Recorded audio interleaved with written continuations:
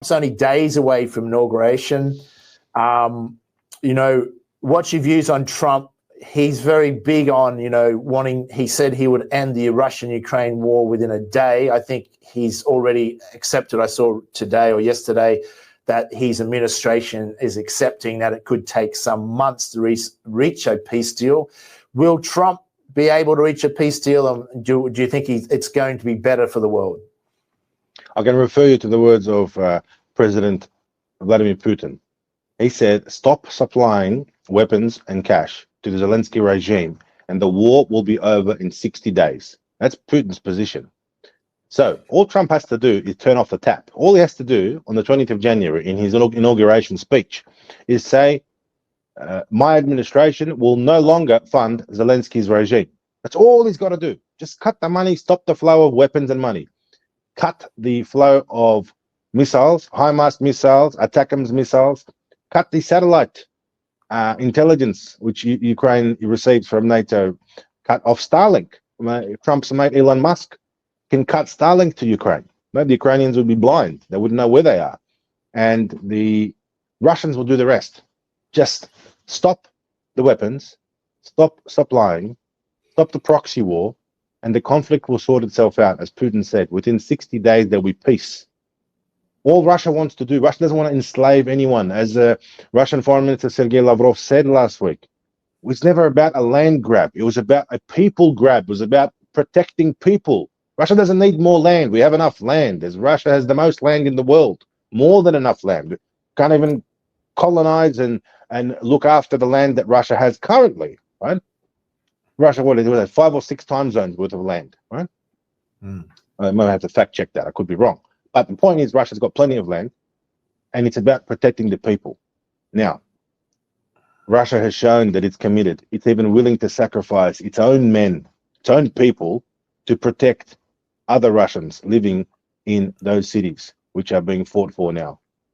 And look how many reports we see about battles raging on, and then after the battles are over, Russian locals, Ukrainian passport holders, but with Russian ethnicity, emerging from the basements under the rubble and saying, we've been waiting for the Russian army. Imagine living through a war zone, for example, the Battle of Avdiivka, the Battle of Bakhmut, Artyomovsk, all these big battles. And at the end of the battle goes for 6 months, 7 months, 8 months, 9 months. At the end of the battle, the Russians, as they're clearing out the buildings and the rubble, people are emerging from the basements. What does that tell you? That tells you that locals who formerly were part of Ukraine would rather risk living through a battle, through a war zone, and wait for the Russian army and then return to Zelensky's Ukraine.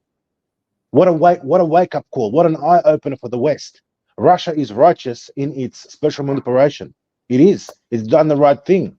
There will be more anger at Vladimir Putin, at the Russian government, from Russians, if he didn't do anything. If he sat idly by and allowed this to continue, right? People were actually already upset that we should have, as the Russian government, the Russian country, the Russian military, should have just gone hard in 2014 after Crimea and just swept through and taken everything, particularly Odessa, where people were burnt alive simply because they were Russian by Nazis. Kharkov. Remember, the city of Kharkov was so on that. It's effectively, for people don't realize in the West, because they're being dumbed down and lied to by our Western media, but Russia effectively stepped in and stopped the genocide. I mean, there was many Eastern Ukrainians being genocided by for years by the Ukrainian military. I'm sure there's other nations would have loved Russia to step in and be able to stop a genocide, but at least Eastern Ukrainians had someone to stop it. Of course, those areas were always Russian historically. People speak Russian. Walks like a duck, looks like a duck, it is a duck.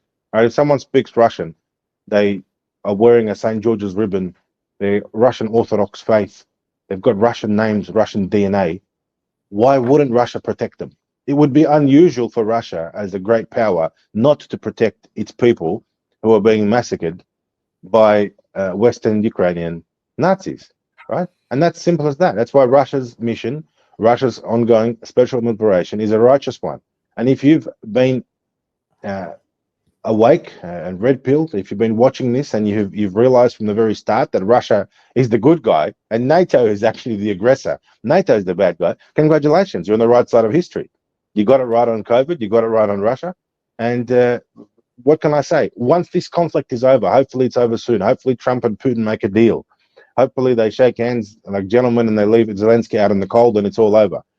Russia can get back to rebuilding those areas. And I've said this before, I'll say it again. The only country on the planet that's going to help Ukrainians and actually cares about Ukrainians, guess? Yes. Yeah, and it's true what you're saying. We've talked about before. It's Russia.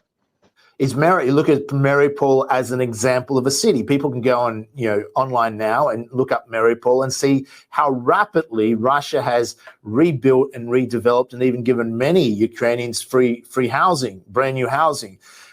This in the West is, vomit for the West because they want to make out that Russia's destroying Ukraine when Russia's already rebuilding Ukraine. And then Mark Ratcliffe, I think, NATO, they were saying yesterday, obviously demonizing Russia.